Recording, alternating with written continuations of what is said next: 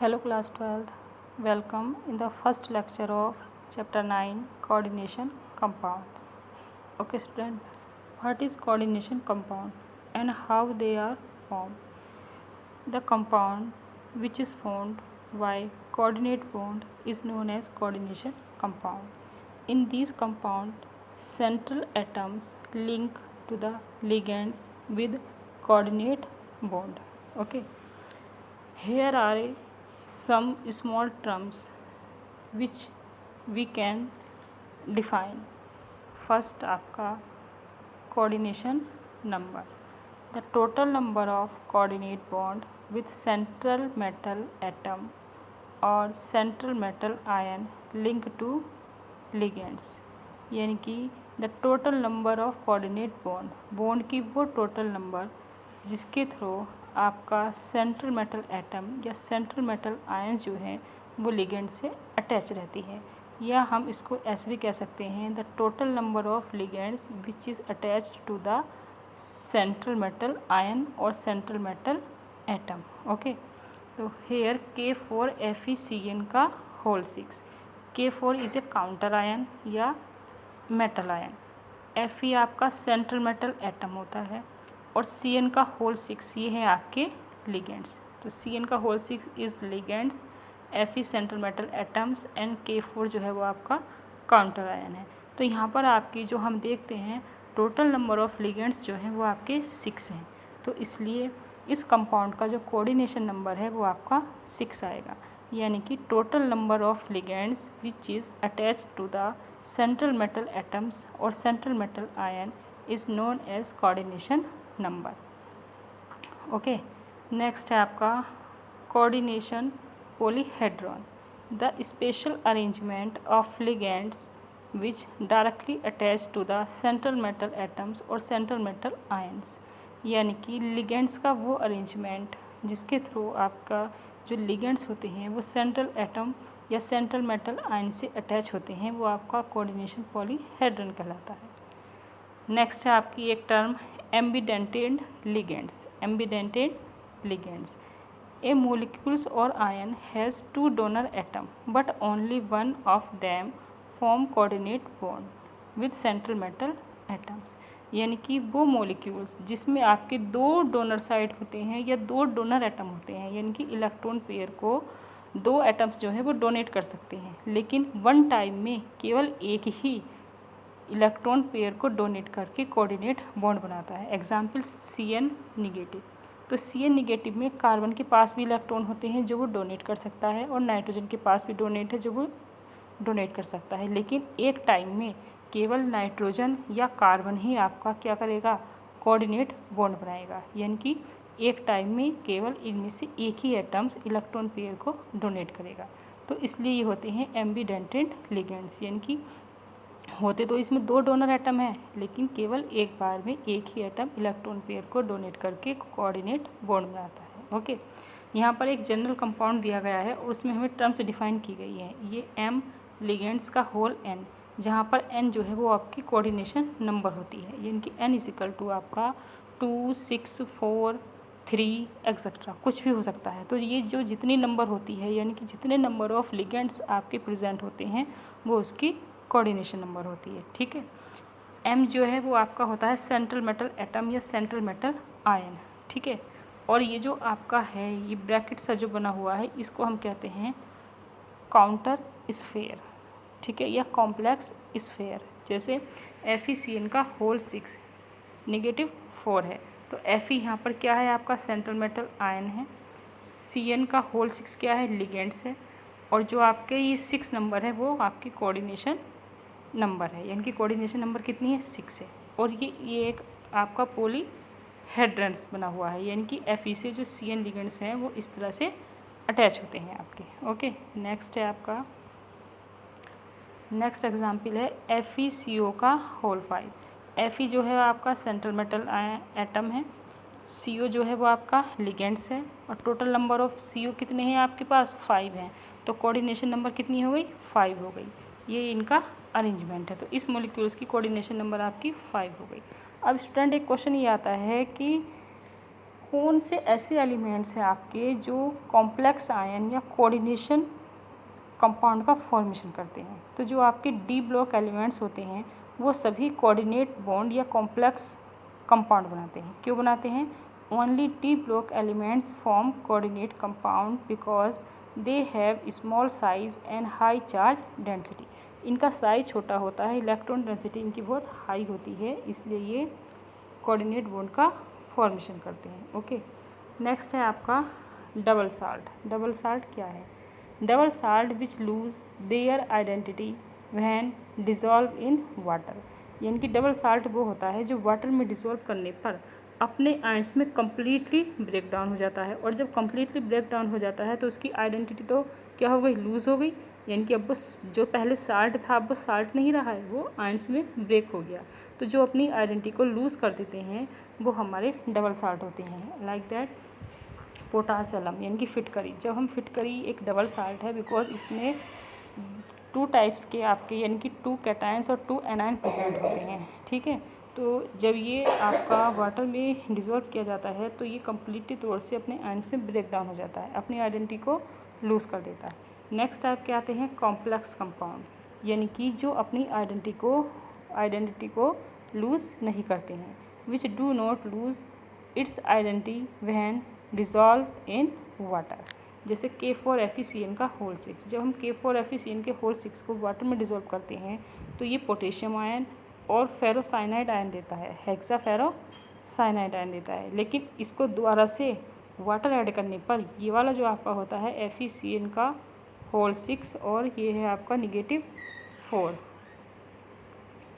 ठीक है, ये अपनी आइडेंटिटी क्या है? लूज़ नहीं करता, तो ये एज इट इज़ ऐसे ही रह जाता है।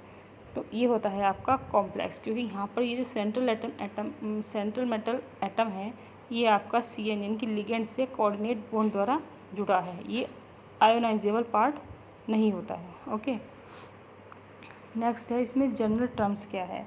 In complex compound there is a central metal atom और central metal ion which receive electrons from some groups through coordinate bond. These groups called ligands, and since coordinate bond is formed between central metal atoms and ligands, hence these compound also known as or also called coordination compound. Number of ligands by which central metal atom surrounded is called coordination number. इनकी जितने number of ligand से कोई भी central metal atom surrounded होती है वो उसकी coordination number कहलाती है। नेक्स्ट है व्हाट इज़ लिगेंड्स। लिगेंड्स क्या होते हैं? A ligands is an ion और small molecules having at least 1 lone pair of electrons and capable of forming coordinate bond with central metal atom और central metal ion. यानी कि वो small molecules या ions जिसके पास at least 1 lone pair of electrons होता है, जो कि क्या करता है? सेंट्रल मेटल एटम या सेंट्रल मेटल आयन के साथ कोऑर्डिनेट बॉन्ड का फॉर्मेशन करता है। ओके, अब यहाँ पर लिगेंड्स के टाइप दिए गए हैं। जैसे एग्जांपल अगर हम देख लें लिगेंड्स के तो Cl negative, OH negative, Cn negative, H2O, NH3CO ये होते हैं मोनोडेंटेड लिगेंड्स या यूनिडेंटेड लिगेंड्स। बिकॉज क्योंकि इसमें केवल एक ही एटम ऐसा होता है जो कि आपका लोन पेयर को डोनेट कर सकता है, तो वो लिगेंड जिसमें 1 लोन पेयर डोनर होता है, यानी कि जिसमें 1 एटम जो है वो इलेक्ट्रॉन पेयर को डोनेट करता है, यानी कि जिसमें 1 डोनर एटम होता है, वो आपका मोनोडेंटेड या यूनिडेंटेड लिगेंड्स कहलाते हैं। नेक्स्ट है bidentate ligands which can donate 2 electrons pair, यानी कि जो 2 इलेक्ट्रॉन्स पेयर को डोनेट कर सकते हैं या जिसमें 2 एटम्स आपके इलेक्ट्रॉन डोनर होते हैं। जैसे COOH यानी कि oxalate ion, COOH negative single bond COOH negative, इसमें आपका ये ऑक्सीजन एटम भी इलेक्ट्रॉन डोनर है और ये भी इलेक्ट्रॉन डोनर है। यहाँ पर CH2 single bond NH2 single bond CH2 single bond NH2। Ethane 1,2 diamine, ये इसमें भी आपके 2 एटम्स क्या हैं? डोनर हैं और 2 लोन पेयर आपके डोनर होते हैं। ठीक है, तो ये आपका हो गया bidentate. ट्राइडेंटेड which can donate 3 electrons pair, जो 3 इलेक्ट्रॉन्स पेयर को डोनेट कर सकता है। Like that di ethyl try amine, ये आपका ट्राइडेंटेड लिगेंड्स होता है। इसमें एक आपका ये डोनर एटम है, एक ये डोनर एटम है और एक ये डोनर एटम है। ओके, हेक्साडेंटेट यानी कि जिसमें आपके 6 डोनर एटम हों या 6 इलेक्ट्रॉन पेयर डोनेट हो रहे हों, यानी कि ethylene diamine tetra acetate ion which can donate 6 electron pair.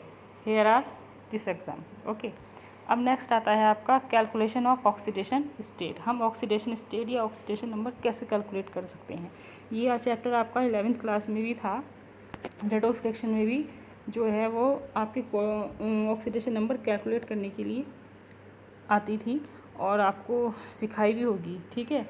लेकिन यहाँ पर क्या है कि वहाँ पर आपके जनरल कंपाउंड भी होते थे, जैसे डबल साल्ट का एग्जाम्पल होता था, सिंगल साल्ट का होता था, मिक्स साल्ट का होता था, ठीक है। लेकिन यहाँ पर जो कोऑर्डिनेशन ऑक्सीडेशन नंबर कैलकुलेट की जाएगी वो केवल कोऑर्डिनेशन कंपाउंड की ही की जाएगी। ओके, जैसे FeCN का होल 6। अब स्टूडेंट यहाँ पर क्या है, Fe सेंट्रल एटम है जिसकी हमें ऑक्सीडेशन स्टेट निकालनी है। Cn आपका लिगेंड्स है, एक Cn पर आपका -1 चार्ज होता है, लेकिन यहाँ पर कितने Cn है, टोटल 6 हैं, ठीक है। और पूरे काउंटर स्फेयर पर यानी कि आपके कॉम्प्लेक्स स्फेयर पर कितना चार्ज है, -3। तो हमें क्या करना है, इसकी ऑक्सीडेशन स्टेट निकालनी है इसमें Fe की। तो जिसकी हमें निकालनी होती है हम उसको x मान लेते हैं। तो एक Cn की -1 है तो 6 की कितनी हो जाएगी, -6। तो x - 6 = -3 और ये हो जाता है आपका x = +3। तो x = +3 जो है वो आपकी ऑक्सीडेशन स्टेट है और कोऑर्डिनेशन नंबर जो है इसमें वो आपकी 6 है। ओके, इसी तरह से नेक्स्ट है K3NiOX का होल थ्राइस। ये जो OX होता है वो आपका ऑक्सीजन होता है, यानी कि ऑक्सीजन के लिए जो है वो हम ऑक्सो यूज़ करते हैं अधिकतर। तो ऑक्सीजन के ऊपर कितना चार्ज होता है, -2 होता है। तो एक ऑक्सीजन के ऊपर -2 होता है तो 3 के ऊपर कितना होगा, तो मल्टीप्लाई हो जाएगी। अब यहाँ पर हमें किसकी निकालनी है, निकल की निकालनी है। पोटेशियम है, पोटेशियम के ऊपर कितना चार्ज होता है, +1, लेकिन पोटेशियम यहाँ कितने हैं, 3 है। तो यहाँ पर आ जाएगा +3 + x - 6 = 0। तो x = +3। तो x = +3 ये आपकी हो गई ऑक्सीडेशन नंबर और कोऑर्डिनेशन नंबर हो जाती है आपकी 6। यानी कि यहाँ पर जो OX है यानी कि ऑक्सीजन है वो कितने जुड़े हुए हैं, वो आपके हैं 6 है, ठीक है। तो यहाँ पर इसकी ये कोऑर्डिनेशन नंबर 6 हो जाती है क्योंकि ये O2 होता है, यहाँ पर इसकी मल्टीप्लाई हो जाती है, इसके ऊपर -2 चार्ज होता है। ओके, क्योंकि ये जो है वो आपका बाइडेंटेड होता है। तो बाइडेंटेड में जो ऑक्सीडेशन वो होती है आपकी लिगेंड्स होते हैं, वो आपकी लिगेंड्स की नंबर डबल हो जाती है। ओके, नेक्स्ट है COEN का होल थ्राइस और स्फेयर के बाहर है आपका Cl3। यहाँ पर आपको कोबाल्ट की कैलकुलेट करनी है। अब EN क्या है, एक न्यूट्रल मॉलिक्यूल होता है, तो न्यूट्रल वालों की 0 होती है, ठीक है। तो यहाँ पर x + 0 - 3 = 0, तो x = +3। तो यहाँ पर x यानी कि ऑक्सीडेशन नंबर आपकी 3 आती है और कोऑर्डिनेशन नंबर है आपकी 3 क्यों है यहाँ पर भी देखिए EN में जो है वो आपके 2 डोनर एटम होते हैं, ठीक है। तो जब 2 डोनर एटम होते हैं तो टोटल डोनर एटम कितने हो गए, 6 हो गए ना। तो यहाँ पर इसलिए कोऑर्डिनेशन नंबर 6 आ जाती है। इसी तरह से है CuNH3 का होल 4 और स्फेयर के बाहर है SO4। यहाँ पर आपको कॉपर की निकालनी है। NH3 भी आपका एक क्या है, न्यूट्रल मॉलिक्यूल होता है। तो x + 0 - 2, क्योंकि SO4 की -2 रखेंगे हम और NH3 पर 0 चार्ज है तो 4 की मल्टीप्लाई 0 से करेंगे तो 0 आएगा। तो यहाँ पर x = आ जाता है +2। ये हो गई आपकी कॉपर की ऑक्सीडेशन स्टेट और यहाँ पर जो लिगेंड्स हैं आपके 4 जुड़े हुए हैं तो कोऑर्डिनेशन नंबर 4 हो जाती है। इसी तरह से स्टूडेंट FeCO का होल 5 और इसकी आप कैलकुलेट खुद करके देखेंगे। नेक्स्ट आता है डेंटिसिटी, यानी कि number of coordinating side present in A ligands, यानी कि जितने भी आपके कोऑर्डिनेट साइड प्रेजेंट होती हैं वो डेंटिसिटी कहलाती है। अगर किसी मॉलिक्यूल्स में 2 डोनर साइट हैं तो वो डाइडेंटेट या बाइडेंटेट कहलाएगा, 3 है तो वो ट्राइडेंटेट कहलाएगा, 4 है तो वो टेट्राडेंटेट कहलाएगा, 6 है तो वो हेक्साडेंटेट कहलाएगा। तो ये होती है आपकी डेंटिसिटी, यानी कि जितनी आपकी कोऑर्डिनेटिंग साइड प्रेजेंट होती है।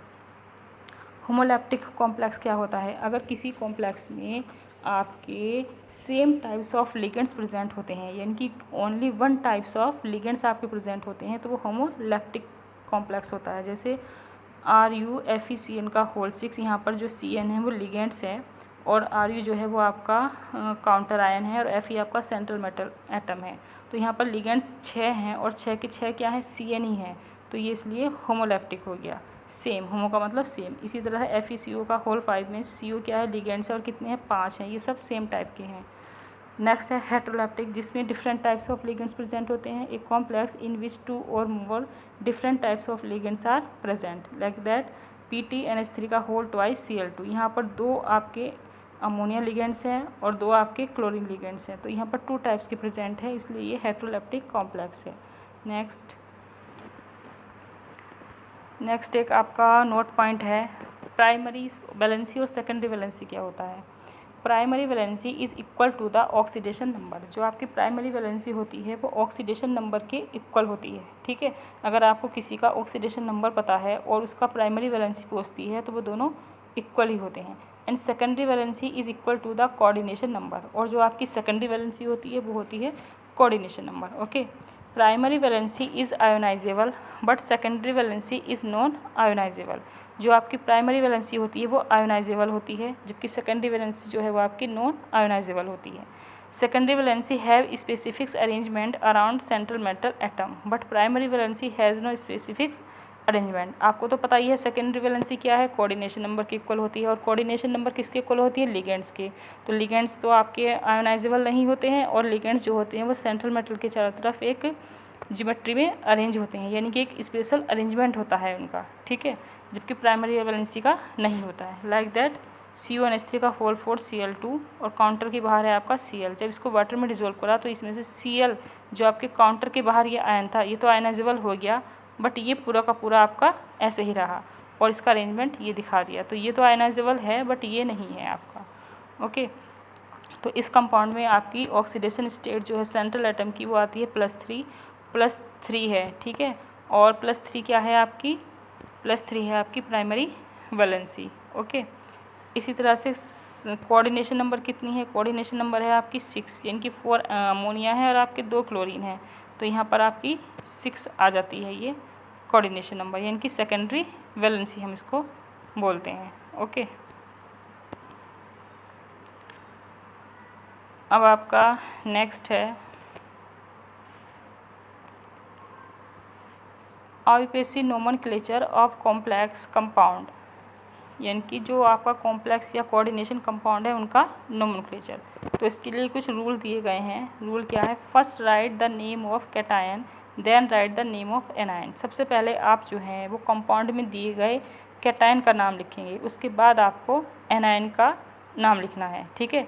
जैसे कि आपका एक कॉम्प्लेक्स है, तो जब वो टूटेगा तो उसमें से जो आपका पॉजिटिव पार्ट है वो तो अलग हो जाएगा, और कॉम्प्लेक्स पर कैसा आ जाएगा, नेगेटिव चार्ज आ जाएगा, ठीक है। तो पहले आप उस पॉजिटिव पार्ट का नाम लिखेंगे, फिर उसके बाद नेगेटिव पार्ट का लिखेंगे। Second, if the complex is cation, अगर आपका कॉम्प्लेक्स इज़ फेयर, यानी कि जो कॉम्प्लेक्स है वो आपका कैटायन है, then no suffix is add in the central metal atom.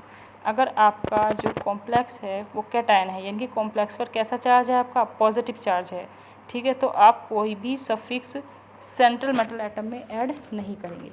If the complex is anion, अगर कॉम्प्लेक्स कैसा है आपका, एनायन है, यानी कि कॉम्प्लेक्स पर नेगेटिव चार्ज है, तब आप सेंट्रल मेटल एटम के नाम के बाद एक सफिक्स यानी कि एट यूज़ करेंगे, ठीक है। फोर्थ है, while writing the name of the complex part before that right the name of ligands. जब आप कॉम्प्लेक्स स्फेयर का नाम लिखेंगे तो उसमें 2 चीज़ प्रेजेंट होगी, एक तो सेंट्रल एटम प्रेजेंट होगा और आपका लिगेंड्स प्रेजेंट होगा।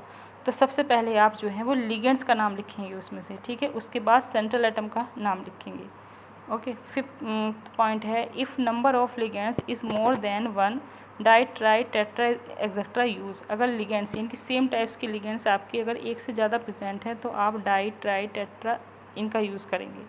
If ligands are of different types then the order of writing is alphabetically. अगर आपके डिफरेंट टाइप्स के लिगेंड्स प्रेजेंट हैं तो आप उनको अल्फ़ाबेटिकली ऑर्डर में अरेंज करेंगे। In case of negative ligands O is used at the end. अगर निगेटिव लिगेंड्स आपके हैं जैसे Cn है, Cl निगेटिव है, तो क्लोरिडो लास्ट में हम क्या लगाते हैं, ओ लगाते हैं, ठीक है। 8 है, oxidation number of metal should be return in bracket in Roman number. हम सेंट्रल एटम की जो है ऑक्सीडेशन नंबर भी लिखेंगे और वो रोमन नंबर में लिखेंगे और वो ब्रैकेट के अंदर लिखेंगे हम। If the molecule is in ionic form then word ion is used at the end. अगर आपका मोलिक्यूल जो है वो आयनिक फॉर्म में है तो लास्ट में हम आयन लगाते हैं। ओके, तो ये आपके रूल्स हो गए हैं। अब हम यहाँ पर डिफरेंट टाइप्स ऑफ लिगेंड देखेंगे। नोमेनक्लेचर ऑफ लिगेंड में अगर आपके निगेटिव लिगेंड्स हैं तो निगेटिव लिगेंड्स का नोमेनक्लेचर कैसे करेंगे। देखो, Cl निगेटिव के लिए हम क्लोरो या क्लोरिडो यूज़ करते हैं। यहाँ पर ये बीच में CHLORIDO है, क्लोरिडो है, आप इसको काट दीजिए, क्लोरिडो कर लेना। Br निगेटिव का ब्रोमिडो यानी कि bromo. I negative iodo. F negative fluoro या फ्लोरिडो। Cn निगेटिव साइनिडो या cyanos. SCN negative thiocyanate. NHC negative thiocyanate या thiocyanate N। O negative 2 oxido या ऑक्सो है। Okay, O negative O2 negative 2 ये परोक्सीडो या परऑक्सो है। ठीक है, O2 का है आपका सुपर ऑक्सीडो या सुपर ऑक्सो है। N निगेटिव 3 के लिए नाइट्रिडो यूज़ करते हैं। तो यहाँ पर ये सारे लिगेंड्स दे रखे हैं कि इन लिगेंड्स के लिए हम कौन कौन से नेम यूज़ करते हैं, जो हम IUPAC नोमेनक्लेचर में लिखेंगे। नेक्स्ट है आपका, ये भी आपके सब निगेटिव लिगेंड्स ही हैं और ये भी आपके निगेटिव लिगेंड्स हैं। इसके बाद आपके आते हैं naming and neutral ligands. Neutrals ligand के लिए H2 के लिए एक्वा यूज़ करते हैं, NH3 के लिए एमाइन यूज़ करते हैं, PY के लिए पायरिडीन यूज़ करते हैं, CO के लिए कार्बोनिल यूज़ करते हैं, NO के लिए नाइट्रोसाइल यूज़ करते हैं, BPY के लिए बाई पायरिडीन यूज़ करते हैं, EN के लिए इथाइलिन डाइएमाइन यूज़ करते हैं, PS3 के लिए फॉस्फिन यूज़ करते हैं। तो ये सारे आपके डिफरेंट टाइप्स ऑफ लिगेंड्स हैं जिनके नाम दे रखे हैं। न्यूट्रल की बात अगर हम करते हैं तो ये न्यूट्रल में ये सब एक्वा, NH3, एमाइन ये सब आ जाते हैं। कैटाइनिक की बात करते हैं तो ये कैटाइनिक वाले हैं। NH4 पॉजिटिव अमोनियम होता है, Cl पॉजिटिव क्लोरीनियम होता है, NH2 NH3 पॉजिटिव जो है वो हाइड्रोजन होता है और NO पॉजिटिव जो है नाइट्रोसोनियम होता है। ओके, अब हम यहाँ पर कुछ IUPAC देखते हैं। एक ये है K4FeCN का होल 6। स्टूडेंट, जब हम इसको वाटर में डिसॉल्व करते हैं यानी कि हमें इसमें ये देखना है कि इसमें कौन कौन से पार्ट प्रेजेंट है, तो ये 2 पार्ट में टूटता है। एक देता है K पॉजिटिव और एक देता है FeCN का होल 6 निगेटिव। अब यहाँ पर कितने पोटेशियम थे, 4 पोटेशियम थे, तो यहाँ पर ये जो है वो निगेटिव 4 आ जाता है आपका। Okay, negative 4। अब क्या करना है कि ये वाला तो है आपका एनायनिक पार्ट और ये है आपका कैटायनिक पार्ट। ठीक है, तो हमने कहा था कि सबसे पहले हम कैटायन, अगर कैटायन प्रेजेंट है तो कैटायनिक पार्ट का नाम लिखेंगे। तो कैटायनिक पार्ट का नाम है क्या आपका पोटेशियम। ठीक, अब ये है आपका कॉम्प्लेक्स स्फेयर। ठीक है, अब कॉम्प्लेक्स स्फेयर में क्या है कि सबसे पहले हम लिगेंड्स का नाम लिखेंगे। तो लिगेंड्स क्या है यहाँ, साइनो, और कितने हैं, 6 हैं, तो हेक्सा साइनो। ठीक है, सेंट्रल एटम क्या है, फेरेट सेकंड, क्योंकि Fe की जो है ऑक्सीडेशन नंबर है इस कंपाउंड में वो सेकंड है। और ये हमें पता था कि ये स्फेयर पर कैसा चार्ज है, निगेटिव है। ठीक है, यानी कि ये था कि अगर आपका कॉम्प्लेक्स निगेटिव है तो आप सेंट्रल एटम के एंड में क्या लगाएंगे, 8 लगाएंगे। तो इसलिए हमने यहाँ फेरेट कर दिया, यानी कि एंड में हमने फेरेट जोड़ दिया। तो ये पोटेशियम हेक्सासाइनो फेरेट हो गया। नेक्स्ट है K3FeCN का होल 6। अगर हम इसमें बात करते हैं तो इसमें भी पोटेशियम पॉजिटिव आयन प्रेजेंट है और FeCN का होल 6, इस पर निगेटिव 3 आएगा। ठीक है, ये प्रेजेंट है। तो क्या होगा कि यहाँ पर सबसे पहले कैटायन का नाम क्या है, पोटेशियम है। ठीक है, लिगेंड्स कितने हैं, 6 हैं, और कितने हैं, साइनो है, तो ये हो गया हेक्सा साइनो फेरेट थर्ड क्यों है, क्योंकि यहाँ पर इसकी ऑक्सीडेशन नंबर Fe की इस वाले कंपाउंड में 3 है और इस फेयर पर जो था वो आपका निगेटिव चार्ज था, तो इसलिए हम यहाँ पर इसका फेरेट लिखेंगे। इसी तरह थर्ड है Na3FeCN का होल 5 NO। यहाँ पर 2 लिगेंड्स प्रेजेंट है आपके, तो ये अगर हम इसको NO को यहाँ से अलग करते हैं तो इस फेयर पर निगेटिव चार्ज आ जाता है, तो यानी कि कॉम्प्लेक्स पर हमारा कैसा चार्ज है, निगेटिव। तो इसलिए हम क्या करेंगे कि इसमें कैटायन का नाम पहले लिखेंगे, सोडियम पेंटासाइनो नाइट्रोसाइल फेरेट सेकंड। ओके, इसी तरह है आपका CO का होल 4 Cl2 और Cl। अब अगर हम इसको आयनाइजेबल करके देखें तो इसमें स्फेयर पर यानी कि कोऑर्डिनेशन स्फेयर जो है ये ब्रैकेट वाला पार्ट, इस पर आता है पॉजिटिव चार्ज और इस पॉजिटिव चार्ज को न्यूट्रल कौन करता है? क्लोरीन, क्योंकि क्लोरीन पर आपका निगेटिव चार्ज होता है। तो इस वाले कंपाउंड में क्या है कि स्फेयर पर पॉजिटिव चार्ज है। अब पॉजिटिव चार्ज जब हमने ये कहा था कि अगर इस कॉम्प्लेक्स पर आपका पॉजिटिव चार्ज आता है तो आप सेंट्रल एटम के बाद में कोई भी सफिक्स यूज़ नहीं करेंगे। तो और डायरेक्टली अब हम इसका नाम लिखना है, क्योंकि पॉजिटिव पार्ट तो इसमें यही है, केवल कोई पॉजिटिव आयन या कोई पॉजिटिव मेटल तो प्रेजेंट है नहीं। तो सबसे पहले इस स्फेयर का नाम ही लिखा जाएगा और स्फेयर का नाम लिखने की यानी कि कॉम्प्लेक्स स्फेयर का नाम लिखने के लिए सबसे पहले हम किसका लिखते हैं? लिगेंड्स का लिखते हैं। तो लिगेंड्स क्या है? 4 तो अमोनिया प्रेजेंट है और 2 क्लोरीन प्रेजेंट है। तो ये हो जाएगा tetra amine डाइक्लोरिडो cobalt third chloride. अब यहाँ पर एनायन का नाम जो है वो सबसे बाद में आ गया। और कोबाल्ट थर्ड क्यों है? क्योंकि यहाँ पर कोबाल्ट की ऑक्सीडेशन नंबर आपकी थर्ड है।